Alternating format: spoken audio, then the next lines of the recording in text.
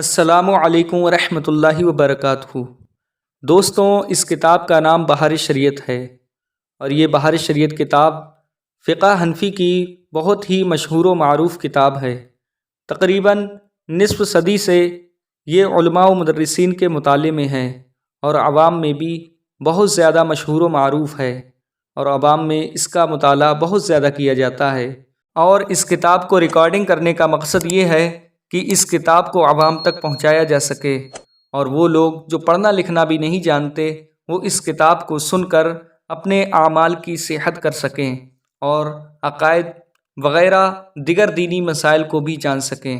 اللہ تبارک و تعالیٰ سے یہ دعا ہے کہ اللہ تبارک و تعالیٰ اس کام کو اپنی بارگاہ میں قبول فرمائے، اور ہم سب کو علم سیکھنے کا جذبہ و شوق عطا فرمائے۔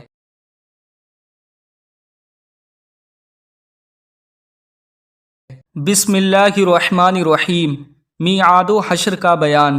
بے شک زمین و آسمان اور جن و انس و ملک سب ایک دن فنا ہونے والے ہیں، صرف ایک اللہ کے لیے ہمیشگی و بقا ہے۔ دنیا کے فنا ہونے سے پہلے چند نشانیاں ظاہر ہوں گی۔ 3 خسف ہوں، یعنی آدمی زمین میں دھس جائیں گے، ایک مشرق میں، دوسرا مغرب میں، تیسرا جزیرہ عرب میں۔ علم اٹھ جائے گا، یعنی علماء اٹھا لیے جائیں گے۔ یہ مطلب نہیں کہ علماء تو باقی رہیں گے اور ان کے دلوں سے علم محو کر دیا جائے گا۔ جہل کی کثرت ہوگی، زنا کی زیادتی ہوگی، اور اس بے حیائی کے ساتھ زنا ہوگا جیسے گدھے جفتی کرتے ہیں۔ بڑے چھوٹے کسی کا لحاظ پاس نہ ہوگا۔ مرد کم ہوں گے اور عورتیں زیادہ، یہاں تک کہ ایک مرد کی سرپرستی میں 50 عورتیں ہوں گی۔ علاوہ اس بڑے دجال کے اور 30 دجال ہوں گے، وہ سب دعوی نبوت کریں گے، حالانکہ نبوت ختم ہو چکی۔ جن میں بعض گزر چکے، جیسے مسیلمہ کذاب، طلیحہ بن خویلد، اسود عنسی، سجاح عورت کے بعد کو اسلام لے آئی، غلام احمد قادیانی وغیرہ ہم، اور جو باقی ہیں ضرور ہوں گے۔ مال کی کثرت ہوگی، نہر فرات اپنے خزانے کھول دے گی کہ وہ سونے کے پہاڑ ہوں گے۔ ملک عرب میں کھیتی اور باغ اور نہریں جاری ہو جائیں گی۔ دین پر قائم رہنا اتنا دشوار ہوگا جیسے مٹھی میں انگارہ لینا، یہاں تک کہ آدمی قبرستان میں جا کر تمنا کرے گا کہ کاش میں اس میں ہوتا۔ وقت میں برکت نہ ہوگی، یہاں تک کہ سال مثل مہینے کے اور مہینہ مثل ہفتہ کے اور ہفتہ مثل دن کے، اور دن ایسا ہو جائے گا جیسے کسی چیز کو آگ لگی اور جلد بھڑک کر ختم ہو گئی، یعنی بہت جلد وقت گزرے گا۔ زکوٰۃ دینا لوگوں پر گراں ہوگا، اس کو تاوان سمجھیں گے۔ علم دین پڑھیں گے مگر دین کے لیے نہیں۔ مرد اپنی عورت کا مطیع ہوگا، ماں باپ کی نافرمانی کرے گا، اپنے احباب سے میل جول رکھے گا، اور باپ سے جدائی۔ مسجد میں لوگ چلائیں گے، گانے باجے کی کثرت ہوگی، اگلوں پر لوگ لعنت کریں گے، ان کو برا کہیں گے۔ درندے جانور آدمی سے کلام کریں گے، کوڑے کی فنچی، جوتے کا تسمہ کلام کرے گا، اس کے بازار جانے کے بعد جو کچھ گھر میں ہوا بتائے گا، بلکہ خود انسان کی ران اسے خبر دے گی۔ ذلیل لوگ جن کو تن کا کپڑا، پاؤں کی جوتیاں نصیب نہ تھیں، بڑے بڑے محلوں میں فخر کریں گے۔ دجال کا ظاہر ہونا کہ 40 دن میں حرمین طیبین کے سوا تمام روئے زمین کا گشت کرے گا۔ 40 دن میں پہلا دن سال بھر کے برابر ہوگا، اور دوسرا دن مہینے بھر کے برابر، اور تیسرا دن ہفتے کے برابر، اور باقی دن 24 گھنٹے کے ہوں گے۔ اور وہ بہت تیزی کے ساتھ سیر کرے گا، جیسے بادل جس کو ہوا اڑاتی ہو۔ اس کا فتنہ بہت شدید ہوگا۔ ایک باغ اور ایک آگ اس کے ہمراہ ہوں گے، جن کا نام جنت و دوزخ رکھے گا۔ جہاں جائے گا یہ بھی جائے گی، مگر وہ جو دیکھنے میں جنت معلوم ہوگی وہ حقیقتاً آگ ہوگی، اور جو جہنم دکھائی دے گا وہ آرام کی جگہ ہوگی۔ اور وہ خدائی کا دعویٰ کرے گا، جو اس پر ایمان لائے گا اسے اپنی جنت میں ڈالے گا، اور جو انکار کرے گا اسے جہنم میں داخل کرے گا۔ مردے جلائے گا، زمین کو حکم دے گا، وہ سبزے اگائے گی، آسمان سے پانی برسائے گا، اور ان لوگوں کے جانور لمبے چوڑے خوب تیار اور دودھ والے ہو جائیں گے، اور ویرانے میں جائے گا تو وہاں کے دفینے شہد کی مکھیوں کی طرح دل کے دل اس کے ہمراہ ہو جائیں گے۔ اسی قسم کے بہت سے شعبدے دکھائے گا، اور حقیقت میں یہ سب جادو کے کرشمے ہوں گے اور شیاطین کے تماشے، جن کو واقعیت سے کچھ تعلق نہیں، اس لیے اس کے وہاں سے جاتے ہی لوگوں کے پاس کچھ نہ رہے گا۔ حرمین شریفین میں جب جانا چاہے گا ملائکہ اس کا منہ پھیر دیں گے۔ البتہ مدینہ طیبہ میں 3 زلزلے آئیں گے کہ وہاں جو لوگ بظاہر مسلمان بنے ہوں گے اور دل میں کافر ہوں گے، وہ خود علم الہی میں دجال پر ایمان لا کر کافر ہونے والے ہیں۔ ان زلزلوں کے خوف سے شہر سے باہر بھاگیں گے اور اس کے فتنے میں مبتلا ہوں گے۔ دجال کے ساتھ یہود کی فوجیں ہوں گی، اس کی پیشانی پر لکھا ہوگا کافر، یعنی کافر، جس کو ہر مسلمان پڑھے گا اور کافر کو نظر نہ آئے گا۔ جب وہ ساری دنیا میں پھر پھرا کر ملک شام کو جائے گا، اس وقت حضرت مسیح علیہ السلام آسمان سے جامع مسجد دمشق کے شرقی مینار پر نزول فرمائیں گے۔ صبح کا وقت ہوگا، نماز فجر کے لیے اقامت ہو چکی ہوگی۔ حضرت امام مہدی کو کہ اس جماعت میں موجود ہوں گے، امامت کا حکم دیں گے۔ حضرت امام مہدی رضی اللہ تعالی عنہ نماز پڑھائیں گے۔ وہ لعین دجال حضرت عیسیٰ علیہ السلام کی سانس کی خوشبو سے پگھلنا شروع ہوگا جیسے پانی میں نمک گھلتا ہے، اور ان کی سانس کی خوشبو حد بصر تک پہنچے گی۔ وہ بھاگے گا، یہ تعقب فرمائیں گے اور اس کی پیٹھ میں نیزہ ماریں گے، اس سے وہ جہنم واصل ہوگا۔ حضرت عیسیٰ علیہ السلام کا آسمان سے نزول فرمانا، اس کی مختصر کیفیت اوپر معلوم ہو چکی۔ آپ کے زمانے میں مال کی کثرت ہوگی، یہاں تک کہ اگر کوئی شخص دوسرے کو مال دے گا تو وہ قبول نہ کرے گا۔ نیز اس زمانے میں عداوت و بغض و حسد آپس میں بالکل نہ ہوگا، اور عیسیٰ علیہ السلام صلیب تمام جہان میں ایک دین اسلام ہوگا اور ایک مذہب اہل سنت۔ بچے سانپ سے کھیلیں گے اور شیر اور بکری ایک ساتھ چریں گے۔ 40 برس تک اقامت فرمائیں گے، نکاح کریں گے، اولاد بھی ہوگی۔ بعد وفات روضہ انور میں دفن ہوں گے۔ حضرت امام مہدی رضی اللہ تعالی عنہ کا ظاہر ہونا اس کا اجمالی واقعہ ہے کہ دنیا میں جب سب جگہ کفر کا تسلط ہوگا، اس وقت تمام ابدال بلکہ تمام اولیاء سب جگہ سے سمٹ کر حرمین شریفین کو ہجرت کر جائیں گے۔ صرف وہیں اسلام رہے گا اور ساری زمین کفرستان ہو جائے گی۔ رمضان شریف کا مہینہ ہوگا، ابدال طواف کعبہ میں مصروف ہوں گے، اور حضرت امام مہدی بھی وہاں ہوں گے۔ اولیاء انہیں پہچانیں گے، ان سے درخواست بیعت کریں گے، وہ انکار کریں گے۔ دفعتاً غیب سے ایک آواز آئے گی، ھذا خلیفۃ اللہ المہدی فاسمعوا لہ واطیعوہ، یہ اللہ کا خلیفہ مہدی ہے، اس کی بات سنو اور اس کا حکم مانو۔ تمام لوگ ان کے دستے مبارک پر بیعت کریں گے اور وہاں سے سب کو اپنے ہمراہ لے کر ملک شام کو تشریف لے جائیں گے۔ بعد قتل دجال حضرت عیسیٰ علیہ السلام کو حکم الہی ہوگا کہ مسلمانوں کو کوہ طور پر لے جاؤ، اس لیے کہ کچھ لوگ ایسے ظاہر کیے جائیں گے جن سے لڑنے کی کسی کو طاقت نہیں۔ مسلمانوں کے کوہ طور پر جانے کے بعد یاجوج و ماجوج ظاہر ہوں گے، یہ اس قدر کثیر ہوں گے۔ ان کی پہلی جماعت بحیرہ تبریہ پر، جس کا طول 10 میل ہوگا، جب گزرے گی اس کا پانی پی کر اس طرح سکھا دے گی کہ دوسری جماعت بعد والی جب آئے گی تو کہے گی کہ یہاں پانی نہ تھا۔ فساد و قتل و غارت سے جب فرصت پائیں گے تو کہیں گے کہ زمین والوں کو تو قتل کر لیا، آؤ اب آسمان والوں کو قتل کریں۔ یہ کہہ کر اپنے تیر آسمان کی طرف پھینکیں گے، خدا کی قدرت کہ ان کے تیر اوپر سے خون آلودہ گریں گے۔ یہ اپنی انہی حرکتوں میں مشغول ہوں گے، اور وہاں پہاڑ پر حضرت عیسیٰ علیہ السلام ماں اپنے ساتھیوں کے محصور ہوں گے، یہاں تک کہ ان کے نزدیک گائے کے سر کی وہ وقعت ہوگی جو آج تمہارے نزدیک 100 اشرفیوں کی نہیں۔ اس وقت حضرت عیسیٰ علیہ السلام اپنے ہمراہیوں کے ساتھ دعا فرمائیں گے، اللہ تعالیٰ ان کی گردنوں میں ایک قسم کے کیڑے پیدا فرما دے گا کہ ایک دم میں وہ سب کے سب مر جائیں گے۔ ان کے مرنے کے بعد حضرت عیسیٰ علیہ السلام پہاڑ سے اتریں گے، دیکھیں گے کہ تمام زمین ان کی لاشوں اور بدبو سے بھری پڑی ہے، ایک بالشت بھی زمین خالی نہیں۔ اس وقت حضرت عیسیٰ علیہ السلام اپنے ہمراہیوں کے ساتھ پھر دعا کریں گے۔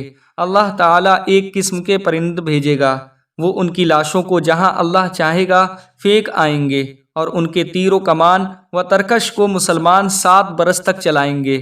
پھر اس کے بعد بارش ہوگی کہ زمین کو ہموار کر چھوڑے گی، اور زمین کو حکم ہوگا کہ اپنے پھلوں کو اگا اور اپنی برکتیں اگل دے، اور آسمان کو حکم ہوگا کہ اپنی برکتیں انڈیل دے۔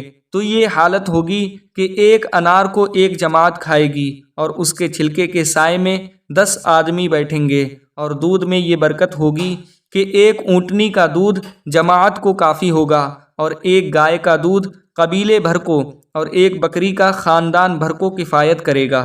دھواں ظاہر ہوگا جس سے زمین سے آسمان تک اندھیرا ہو جائے گا۔ دابۃ الارض کا نکلنا، یہ ایک جانور ہے، اس کے ہاتھ میں عصائے موسیٰ اور انگشتری سلیمان علیہ السلام ہوگی۔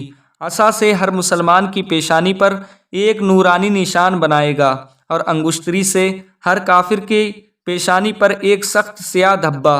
اس وقت تمام مسلمان اور کافر علانیہ ظاہر ہوں گے، علامت کبھی نہ بدلے گی۔ جو کافر ہے ہرگز ایمان نہ لائے گا، اور جو مسلمان ہے ہمیشہ ایمان پر قائم رہے گا۔ آفتاب کا مغرب سے طلوع ہونا، اس نشانی کے ظاہر ہوتے ہی توبہ کا دروازہ بند ہو جائے گا، اس وقت کا اسلام معتبر نہیں۔ وفات سیدنا عیسیٰ علیہ السلام کے ایک زمانے کے بعد جب قیامت کو صرف 40 برس رہ جائیں گے، ایک خوشبودار ٹھنڈی ہوا چلے گی جو لوگوں کی بغلوں کے نیچے سے گزرے گی، جس کا اثر یہ ہوگا کہ مسلمان کی روح قبض ہو جائے گی، اور کافر ہی کافر رہ جائیں گے، اور انہی پر قیامت قائم ہوگی۔ یہ چند نشانیاں بیان کی گئیں، ان میں بعض وہ جو واقع ہو چکیں، اور کچھ باقی ہیں۔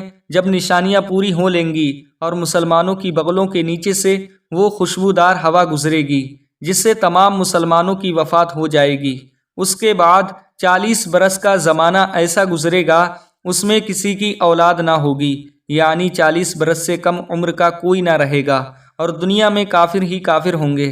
اللہ کہنے والا کوئی نہ ہوگا، کوئی اپنی دیوار لیستا ہوگا، کوئی کھانا کھاتا ہوگا، غرض لوگ اپنے کاموں میں مصروف ہوں گے کہ دفعتاً حضرت اسرافیل علیہ السلام کو سور پھونکنے کا حکم ہوگا۔ شروع میں اس کی آواز بہت باریک ہوگی اور رفتہ رفتہ بہت بلند ہو جائے گی، لوگ کان لگا کر اس کی آواز سنیں گے اور بے ہوش ہو کر گر پڑیں گے اور مر جائیں گے۔ آسمان، زمین، پہاڑ، یہاں تک کہ سور اور اسرافیل علیہ السلام اور تمام ملائکہ فنا ہو جائیں گے کہ اس وقت سوا اس واحد حقیقی کے کوئی نہ ہوگا۔ وہ فرمائے گا لمن الملک اليوم، آج کس کی بادشاہت ہے؟ کہاں ہیں جبارین، کہاں ہیں متکبرین؟ مگر ہے کون جو جواب دے؟ پھر خود ہی فرمائے گا للہ الواحد القہار، صرف اللہ واحد قہار کی سلطنت ہے۔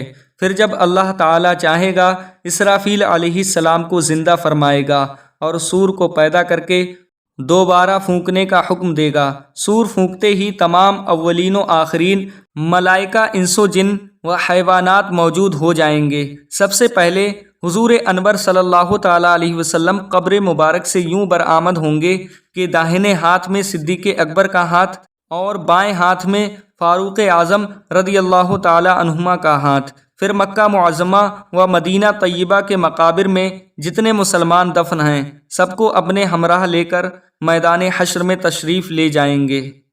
عقیدہ نمبر 1، قیامت بے شک قائم ہوگی، اس کا انکار کرنے والا کافر ہے۔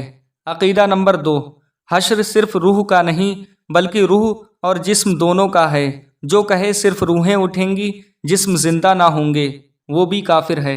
عقیدہ نمبر 3، دنیا میں جو روح جس جسم کے ساتھ متعلق تھی، اس روح کا حشر اسی جسم میں ہوگا۔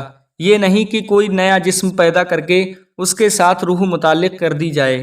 عقیدہ نمبر 4، جسم کے اجزاء اگرچہ مرنے کے بعد متفرق ہو گئے اور مختلف جانوروں کی غذا ہو گئے ہوں، مگر اللہ تعالیٰ ان سب اجزاء کو جمع فرما کر قیامت کے دن اٹھائے گا۔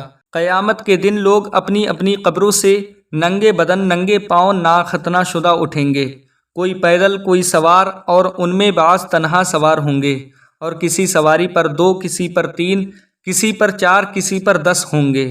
کافر منہ کے بل چلتا ہوا میدان حشر کو جائے گا۔ کسی کو ملائک گھسیٹ کر لے جائیں گے، کسی کو آگ جمع کرے گی۔ یہ میدان حشر ملک شام کی زمین پر قائم ہوگا۔ زمین ایسی ہموار ہوگی کہ اس کنارے پر رائی کا دانہ گر جائے تو دوسرے کنارے سے دکھائی دے۔ اس دن زمین تانبے کی ہوگی، آفتاب 1 میل کے فاصلے پر ہوگا۔ راوی حدیث نے فرمایا، معلوم نہیں میل سے مراد سرمے کی سلائی ہے یا میل مسافت۔ اگر میل مسافت بھی ہو تو کیا بہت فاصلہ ہے کہ اب 4000 برس کی راہ کے فاصلے پر ہے اور اس طرف آفتاب کی پیٹھ ہے۔ پھر بھی جب سر کے مقابل آ جاتا ہے، گھر سے باہر نکلنا دشوار ہو جاتا ہے۔ اس وقت کی 1 میل کے فاصلے پر ہوگا اور اس کا منہ اس طرف ہوگا۔ تپش اور گرمی کا کیا پوچھنا، اور اب مٹی کی زمین ہے مگر گرمیوں کی دھوپ میں زمین پر پاؤں نہیں رکھا جاتا۔ اس وقت جب تانبے کی ہوگی اور آفتاب بھی اتنا قریب ہوگا، اس کی تپش کون بیان کر سکے۔ اللہ پناہ میں رکھے، بھیجے کھولتے ہوں گے اور اس کثرت سے پسینہ نکلے گا کہ 70 گز زمین میں جذب ہو جائے گا۔ پھر جو پسینہ زمین نہ پی سکے گی وہ اوپر چڑھے گا، کسی کے ٹخنوں تک ہوگا، کسی کے گھٹنوں تک، کسی کے کمر تک، کسی کے سینے، کسی کے گلے، اور کافر کے تو منہ تک چڑھ کر مثل لگام کے جکڑ جائے گا جس میں وہ ڈبکیاں کھائے گا۔ اس گرمی کی حالت میں پیاس کی جو کیفیت ہوگی محتاج بیان نہیں، زبانیں سوکھ کر کانٹا ہو جائیں گی، بعضوں کی زبانیں منہ سے باہر نکل کر آئیں گی، دل ابل کر گلے کو آ جائیں گے۔ ہر مبتلا بقدر گناہ تکلیف میں مبتلا کیا جائے گا۔ جس نے چاندی سونے کی زکوٰۃ نہ دی ہوگی، اس مال کو خوب گرم کر کے اس کی کربٹ اور پیشانی اور پیٹھ پر داغ کریں گے۔ جس نے جانور کی زکوٰۃ نہ دی ہوگی، اس کے جانور قیامت کے دن خوب تیار ہو کر آئیں گے اور اس شخص کو وہاں لٹائیں گے۔ وہ جانور اپنے سینگوں سے مارتے اور پاؤں سے روندتے اس پر گزریں گے۔ جب سب اسی طرح گزر جائیں گے، پھر ادھر سے واپس آ کر یوں ہی اس پر گزریں گے۔ اسی طرح کرتے رہیں گے یہاں تک کہ لوگوں کا حساب ختم ہوگا۔ پھر باوجود ان مصیبتوں کے کوئی کسی کا پرسان حال نہ ہوگا۔ بھائی سے بھائی بھاگے گا، ماں باپ اولاد سے پیچھا چھڑائیں گے، بیوی بچے الگ جان چرائیں گے۔ ہر ایک اپنی اپنی مصیبت میں گرفتار، کون کسی کا مددگار ہوگا۔ حضرت آدم علیہ السلام کو حکم ہوگا، اے آدم، دوزخیوں کی جماعت الگ کر۔ عرض کریں گے کتنے میں سے کتنے؟ ارشاد ہوگا ہر 1000 میں سے 999۔ یہ وقت وہ ہوگا کہ بچے مارے غم کے بوڑھے ہو جائیں گے، حمل والی کا حمل ساقط ہو جائے گا۔ لوگ ایسے دکھائی دیں گے کہ نشے میں ہیں، حالانکہ نشے میں نہ ہوں گے، اور لیکن اللہ کا عذاب بہت سخت ہے۔ غرض کس کس مصیبت کا بیان کیا جائے؟ 1 ہو، 2 ہوں، 100 ہوں، 1000 ہوں تو کوئی بیان بھی کرے۔ ہزارہا مصائب وہ بھی ایسے شدید کہ العما العما، اور یہ سب تکلیفیں 2-4 گھنٹے، 2-4 دن، 2-4 ماہ کی نہیں، بلکہ قیامت کا دن کہ 50,000 برس کا ایک دن ہوگا۔ قریب آدھے کے گزر چکا ہے اور ابھی تک اہل محشر اسی حالت میں ہیں۔ یہ اب آپس میں مشورہ کریں گے کہ کوئی اپنا سفارشی ڈھونڈنا چاہیے کہ ہم کو ان مصیبتوں سے رہائی دلائے۔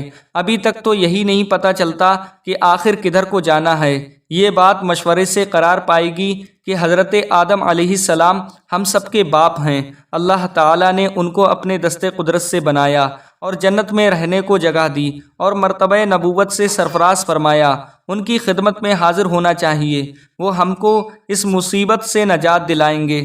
غرض افتہ و خیزاں کس کس مشکل سے ان کے پاس حاضر ہوں گے اور عرض کریں گے، اے آدم، آپ ابو البشر ہیں۔ اللہ عز و جل نے آپ کو اپنے دست قدرت سے بنایا اور اپنی چنی ہوئی روح اس میں ڈالی اور ملائکہ سے آپ کو سجدہ کرایا اور جنت میں آپ کو رکھا، تمام چیزوں کے نام آپ کو سکھائے، آپ کو صفی کیا۔ آپ دیکھتے نہیں کہ ہم کس حالت میں ہیں، آپ ہماری شفاعت کیجیے اور اللہ تعالی ہمیں اس سے نجات عطا فرمائیں گے۔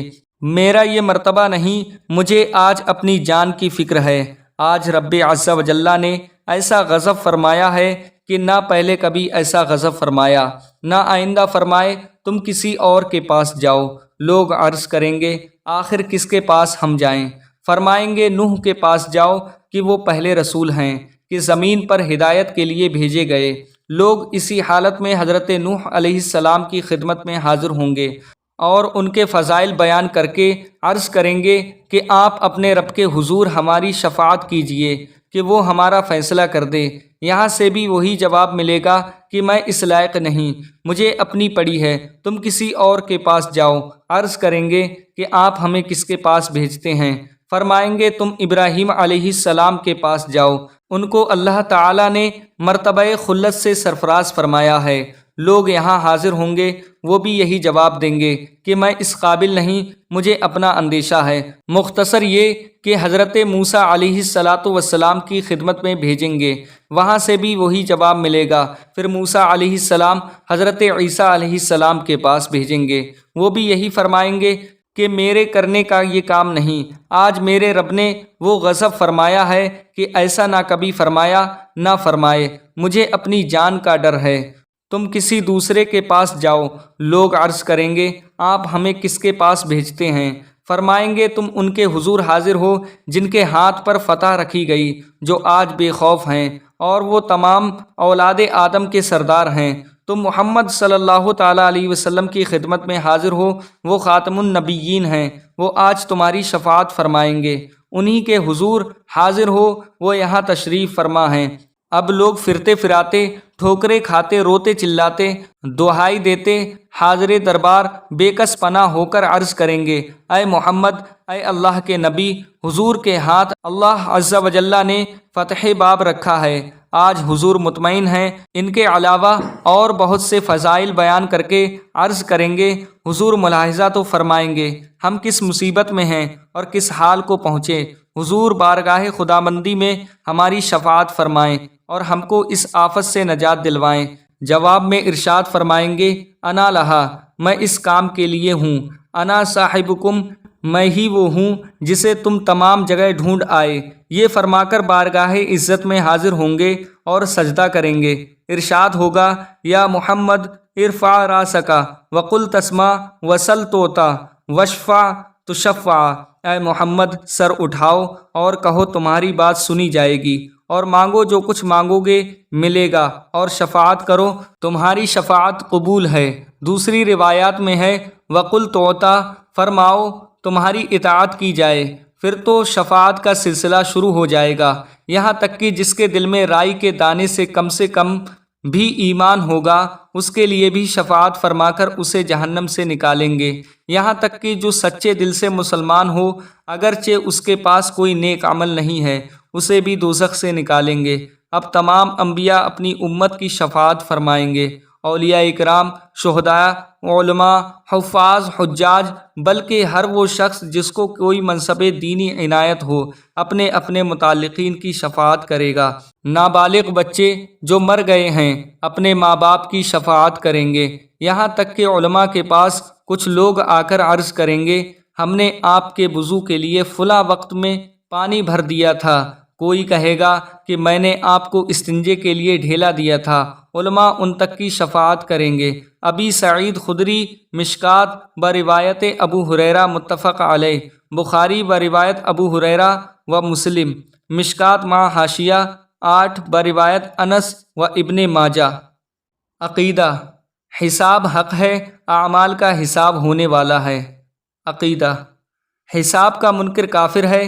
کسی سے تو اس طرح حساب لیا جائے گا کہ خفیتاً اس سے پوچھا جائے گا تو نے یہ کیا اور یہ کیا، عرض کرے گا ہاں اے رب، یہاں تک کہ تمام گناہوں کا اقرار لے لے گا۔ اب یہ اپنے دل میں سمجھے گا کہ اب گئے، فرمائے گا کہ ہم نے دنیا میں تیرے عیب چھپائے اور اب بخشتے ہیں، اور کسی سے سختی کے ساتھ ایک ایک بات کی باز پرس ہوگی، جس سے یوں سوال ہوا وہ ہلاک ہوا۔ کسی سے فرمائے گا اے فلاں، کیا میں نے تجھے عزت نہ دی، تجھے سردار نہ بنایا اور تیرے لیے گھوڑے اور اونٹ وغیرہ کو مسخر نہ کیا؟ ان کے علاوہ نعمتیں یاد دلائے گا، عرض کرے گا ہاں تو نے سب کچھ دیا تھا۔ پھر فرمائے گا تو کیا تیرا خیال تھا کہ مجھ سے ملنا ہے؟ عرض کرے گا کہ نہیں۔ فرمائے گا جیسے تو نے ہمیں یاد نہ کیا ہم بھی تجھے عذاب میں چھوڑتے ہیں۔ بعض کافر ایسے بھی ہوں گے کہ جب نعمتیں یاد دلا کر فرمائے گا کہ تو نے کیا کیا؟ عرض کرے گا تجھ پر اور تیری کتاب اور تیرے رسولوں پر ایمان لایا، نماز پڑھی، روزے رکھے، صدقہ دیا اور ان کے علاوہ جہاں تک ہو سکے گا نیک کاموں کا ذکر کرے گا۔ ارشاد ہوگا تو اچھا تو ٹھہر جا، تجھ پر گواہ پیش کیے جائیں گے۔ یہ اپنے جی میں سوچے گا مجھ پر کون گواہی دے گا؟ اس وقت اس کے منہ پر مہر کر دی جائے گی اور اعضاء کو حکم ہوگا بول چلو۔ اس وقت اس کی ران اور ہاتھ، پاؤں، گوشت، پوست، ہڈیاں سب گواہی دیں گے کہ یہ تو ایسا تھا، ایسا تھا۔ وہ جہنم میں ڈال دیا جائے گا۔ نبی صلی اللہ علیہ وسلم نے فرمایا میری امت سے 70,000 بے حساب جنت میں داخل ہوں گے اور ان کے طفیل میں ہر ایک کے ساتھ 70,000، اور رب عز و جل ان کے ساتھ 3 جماعتیں اور دے گا۔ معلوم نہیں ہر جماعت میں کتنے ہوں گے، اس کا شمار وہی جانے۔ تہجد پڑھنے والے بلا حساب جنت میں جائیں گے۔ اس امت میں وہ شخص بھی ہوگا جس کے 99 دفتر گناہوں کے ہوں گے، اور ہر دفتر اتنا ہوگا جہاں تک نگاہ پہنچے وہ سب کھولے جائیں گے۔ رب عز و جل فرمائے گا ان میں سے کسی امر کا تجھے انکار تو نہیں ہے؟ میرے فرشتوں کرامن کاتبین نے تجھ پر ظلم تو نہیں کیا؟ عرض کرے گا نہیں اے رب۔ پھر فرمائے گا تیرے پاس کوئی عذر ہے؟ عرض کرے گا نہیں اے رب۔ فرمائے گا تیری ایک نیکی ہمارے حضور میں ہے اور تجھ پر آج ظلم نہ ہوگا۔ اس وقت ایک پرچہ جس میں اشہد اللہ الہ الا اللہ و اشہد ان محمدن عبدہ و رسولہ ہوگا نکالا جائے گا اور حکم ہوگا جا تلوا۔ عرض کرے گا اے رب یہ پرچہ ان دفتروں کے سامنے کیا ہے؟ فرمائے گا تجھ پر ظلم نہ ہوگا۔ پھر ایک پلے پر یہ سب دفتر رکھے جائیں گے اور ایک میں وہ پرچہ ان دفتروں سے بھاری ہو جائے گا۔ بالجملہ اس کی رحمت کی کوئی انتہا نہیں، جس پر رحم فرمائے تھوڑی چیز بھی بہت کثیر ہے۔ عقیدہ نمبر 7، قیامت کے دن ہر شخص کو اس کا نامہ اعمال دیا جائے گا، نیکوں کو دہنے ہاتھ میں اور بدوں کو بائیں ہاتھ میں۔ کافر کا سینہ توڑ کر اس کا بایاں ہاتھ اس سے پس پشت نکال کر پیٹھ کے پیچھے دیا جائے گا۔ عقیدہ نمبر 8، حوض کوثر کے نبی کریم صلی اللہ تعالیٰ علیہ وسلم کو مرحمت ہوا حق ہے۔ اس حوض کی مسافت 1 مہینے کی راہ ہے۔ اس کے کنارے پر موتی کے قبے ہیں، چاروں گوشے برابر زاویہ قائمہ ہیں۔ اس کی مٹی نہایت خوشبودار مشک کی ہے۔ اس کا پانی دودھ سے زیادہ سفید، شہد سے زیادہ میٹھا اور مشک سے زیادہ پاکیزہ، اور اس پر برتن ستاروں سے بھی گنتی میں زیادہ۔ جو اس کا پانی پیے گا کبھی پیاسا نہ ہوگا۔ اس میں جنت سے 2 پرنالے ہر وقت گرتے ہیں، ایک سونے کا دوسرا چاندی کا۔ عقیدہ نمبر 9، میزان حق ہے۔ اس پر لوگوں کے اعمال نیک و بد تولے جائیں گے۔ نیکی کا پلہ بھاری ہونے کے یہ معنی ہے کہ اوپر اٹھے۔ دنیا کا سا معاملہ نہیں کہ جو بھاری ہوتا ہے نیچے جھکتا ہے۔ عقیدہ نمبر 10، حضور علیہ السلام کو اللہ عز و جل نے مقام محمود عطا فرمایا کہ تمام اولین و آخرین حضور کی حمد و ستائش کریں گے۔ عقیدہ نمبر 11، حضور اقدس صلی اللہ تعالیٰ علیہ وسلم کو ایک جھنڈا مرحمت ہوگا جس کو لواء الحمد کہتے ہیں۔ تمام مومنین حضرت آدم علیہ السلام سے آخر تک سب اسی کے نیچے ہوں گے۔ عقیدہ نمبر 12، صراط حق ہے۔ یہ ایک پل ہے کہ پشت جہنم پر نصب کیا جائے گا، بال سے زیادہ باریک اور تلوار سے زیادہ تیز ہوگا۔ جنت میں جانے کا یہی راستہ ہے۔ سب سے پہلے نبی صلی اللہ تعالیٰ علیہ وسلم گزر فرمائیں گے، پھر اور انبیاء و مرسلین، پھر یہ امت، پھر اور امتیں گزریں گی، اور حسب اختلاف اعمال پل صراط پر لوگ مختلف طرح سے گزریں گے۔ بعض تو ایسے تیزی کے ساتھ گزریں گے جیسے بجلی کا کوندا کہ ابھی چمکا اور ابھی غائب ہو گیا، اور بعض تیز ہوا کی طرح، کوئی ایسے جیسے پرندہ اڑتا ہے، اور بعض ایسے جیسے گھوڑا دوڑتا ہے، اور بعض جیسے آدمی دوڑتا ہے، یہاں تک کہ بعض شخص سرین پر گھسیٹتے ہوئے اور کوئی چونٹی کے چال چلے گا۔ اور پل صراط کے دونوں جانب بڑے بڑے آنکڑے، اللہ ہی جانے کہ وہ کتنے بڑے ہوں گے، لٹکتے ہوں گے۔ جس شخص کے بارے میں حکم ہوگا اسے پکڑ لیں گے، مگر بعض تو زخمی ہو کر نجات پا جائیں گے اور بعض کو جہنم میں گرا دیں گے، اور یہ ہلاک ہوا۔ یہ تمام اہل محشر تو پل پر سے گزرنے میں مشغول، مگر وہ بے گناہ گناہ گاروں کا شفیع پل کے کنارے کھڑا بکمال گریہ وزاری اپنی امت عاصی کی نجات کی فکر میں اپنے رب سے دعا کر رہا ہے، رب سلم الہی ان گناہ گاروں کو بچا لے۔ اور ایک اسی جگہ کیا، حضور اس دن تمام مواطن میں دورہ فرماتے رہیں گے، کبھی میزان پر تشریف لے جائیں گے اور فوراً دیکھو تو حوض کوثر پر جلوہ فرما ہیں، پیاسوں کو سیراب فرما رہے ہیں، اور وہاں سے پل پر رونق افروز ہوئے اور گرتوں کو بچایا۔ غرض ہر جگہ انہی کی دہائی، ہر شخص انہی کو پکارتا، انہی سے فریاد کرتا، اور ان کے سوا کس کو پکارے کہ ہر ایک کو تو اپنی فکر ہے، دوسروں کو کیا پوچھے۔ صرف ایک ہی یہی ہے جنہیں اپنی کچھ فکر نہیں، اور تمام عالم کا بار ان کے ذمے ہے۔ صلی اللہ تعالی علیہ وسلم وبارک وسلم۔ اللہم نجنا من احوال المحشر بجاہ ھذا النبی الکریم علیہ وعلی آلہ واصحابہ افضل الصلاۃ والتسلیم، آمین۔ یہ قیامت کا دن کہ حقیقتاً قیامت کا دن ہے، جو 50,000 برس کا دن ہوگا، جن کے مصائب بے شمار ہوں گے۔ مولا عز و جل کے جو خاص بندے ہیں ان کے لیے اتنا ہلکا کر دیا جائے گا کہ معلوم ہوگا کہ اس میں اتنا وقت صرف ہوا جتنا ایک وقت کی نماز فرض میں صرف ہوتا ہے، بلکہ اس سے بھی کم، یہاں تک کہ بعضوں کے لیے تو پلک جھپکنے میں سارا دن طے ہو جائے گا۔ وما امر الساعۃ الا کلمح البصر او هو اقرب، قیامت کا معاملہ نہیں مگر جیسے پلک جھپکنا، بلکہ اس سے بھی کم۔ سب سے اعظم و اعلیٰ جو مسلمانوں کو اس روز نعمت ملے گی وہ اللہ عز و جل کا دیدار ہے، کہ اس نعمت کے برابر کوئی نعمت نہیں۔ جسے ایک بار دیدار میسر ہوگا ہمیشہ ہمیشہ اس کے ذوق میں مستغرق رہے گا، کبھی نہ بھولے گا، اور سب سے پہلے دیدار الہی حضور اقدس صلی اللہ تعالی علیہ وسلم کو ہوگا۔ یہاں تک تو حشر کے احوال و احوال مختصراً بیان کیے گئے۔ ان تمام مرحلوں کے بعد اب اسے ہمیشگی کے گھر میں جانا ہے۔ کسی کو آرام کا گھر ملے گا جس کی آسائش کی کوئی انتہا نہیں، اس کو جنت کہتے ہیں، یا تکلیف کے گھر میں جانا پڑے گا جس کی تکلیف کی کوئی حد نہیں، اسے جہنم کہتے ہیں۔ عقیدہ نمبر 13۔ جنت و دوزخ کو بنے ہوئے ہزارہا سال ہوئے اور وہ اب موجود ہیں، یہ نہیں کہ اس وقت تک مخلوق نہ ہوئیں، قیامت کے دن بنائی جائیں گی۔ عقیدہ نمبر 14۔ جنت و دوزخ حق ہیں، ان کا انکار کرنے والا کافر ہے، قرآن کریم و احادیث میں موجود ہیں۔ عقیدہ نمبر 15۔